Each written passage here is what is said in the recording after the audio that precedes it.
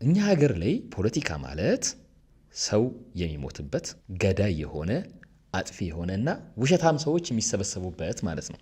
በእኛ ሀገር አውድ ፖለቲካ የሚባለው እሱ ምስል ዝም ብሎ የመጣ አይደለም። ማንም ሰው ፖለቲከኛ ሲባል እንደ አታላይ፣ እንደ ክፉ፣ ኃላፊነት እንደማይሰማው እንደ ጨካኝ አድርጎ ነው የሚቆጥረው። በአጋጣሚ አይደለም ይህ ምስል የተፈጠረው። ባለፉት 50-60 ዓመታት ሀገራችን ያለፈችበት ሁኔታ ፖለቲካው በጣም ብዙ አቅም ያላቸውን ሰዎች ስለበላ ፖለቲካና ኮረንቲ ከሩቁ ይባላል አይደለም። በሩቁ እንደ ፖለቲካን ብለን እንድንሸሽ ያደረገን ከ60ዎቹ ጀምሮ አቅም ያላቸው የተማሩ የምንላቸው ተስፋ የነበራቸው ወጣቶች ደመከልብ ሆነዋል። ከዛም በኋላ በጣም ባለማቋረጥ ፖለቲካ ሁል ጊዜ ችግር ይፈጥራል።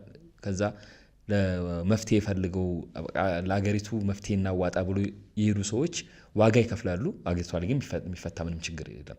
ችግሩ እየተደራረበ ወይም ደግሞ መልኩን እየቀየረ ነው የሚመጣውና በዚህ የተነሳ ፖለቲካ በእኛ ሀገር አውድ በጣም አስፈሪ የሆነ ነገር ነው። ጭራቅ ነው ፖለቲካ በእኛ ሀገር አውድ። ግን እውነታው እንደዛ አይደለም። ሁል ጊዜ የሚባል ነገር አለ። ብዙ ጊዜ እለዋለሁኝ። የፕሌቶ አባባል አለ። ከፖለቲካ ራስን ባገለልክ ቁጥር ካንተ በእውቀትም በስነ ምግባርም በሚያንስ ሰው ለመመራት ትገደዳለህ እና እኛ በጣም አዋቂዎች ማሰብ የሚችሉ ሰዎች ከፖለቲካ በጣም እየራቁ ስለሆነ የነሱ ተቃራኒዎች ፖለቲካውን እየተቆጣጠሩ መጥተዋል። ይሄ የምናወራው ስለ መንግስት ምናምን ነገር አይደለም። ተቃዋሚ ፓርቲዎችን ርዕዮተ ዓለም ምንድነው ሲባል ርዕዮተ ዓለም የማያውቅ ሰው ተቃዋሚ ፓርቲ ይመራል።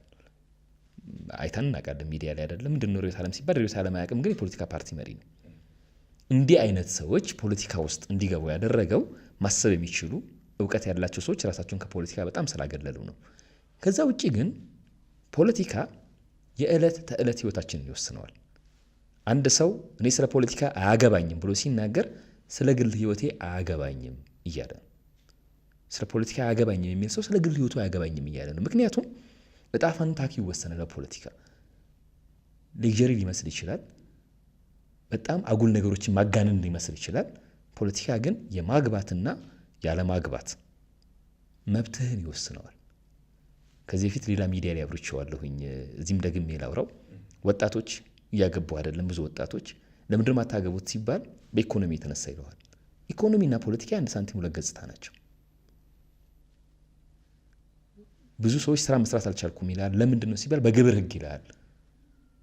የግብር ህግን እኮ ያወጣው የሆነ ከመለኮት የወጣ ህግ አይደለም። የፖለቲካው ስርዓት ያወጣው ህግ ነው።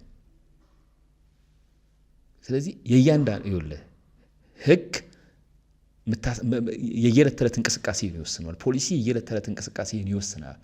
ሰላም መኖርና ሰላም አለመኖር የግል ህይወትን ይወስነዋል። ሰላም መኖርና አለመኖር ደግሞ በፖለቲካ ይወሰናል።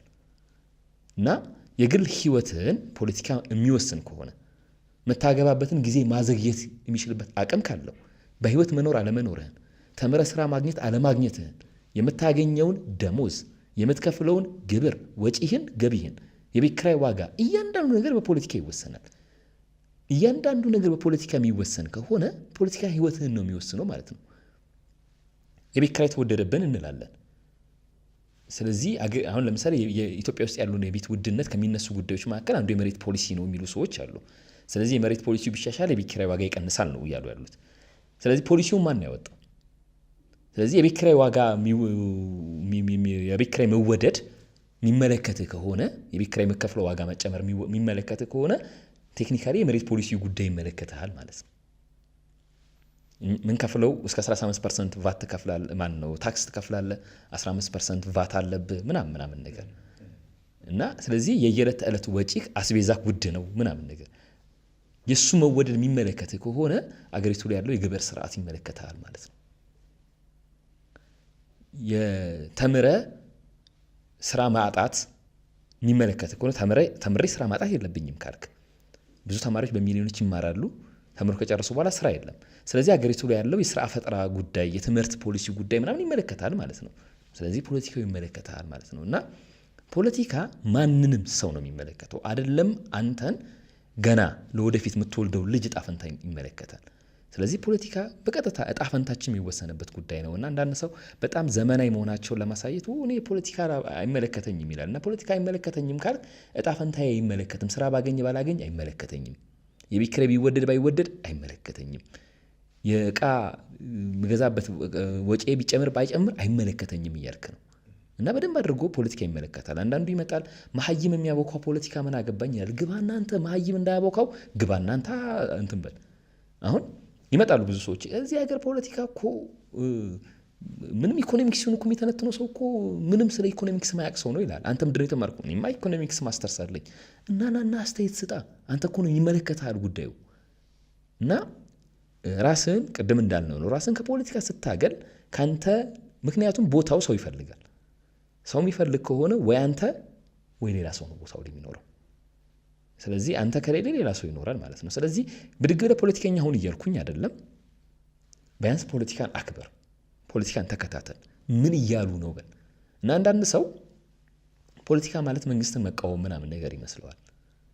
ፖለቲካን መከታተል ማለት የግድ መንግስትን መቃወም ላይጠበቅብህ ይችላል። ተቃዋሚዎችስ ምን እያሰቡ ነው? አንዳንድ ሰው በቃ ነገ ጠዋት መንግስት እንዲወድቅለት ምናምን ነገር ይፈልጋል። እሺ መንግስት ወደቀ፣ ነገ የሚመጣው ማን እንዲመጣልህ ነው የምትፈልገው? አይ ችግር የለውም ብቻ መንግስት ይውደቅልኝ ምናምን ነገር ይላል። እሱ ላይ ሰራ ይችላል። አየህ ቀጥሎ የሚመጣው ሰው ምን እያሰበ ነው? እሱን የምር ነው ማወቅ ያለብን።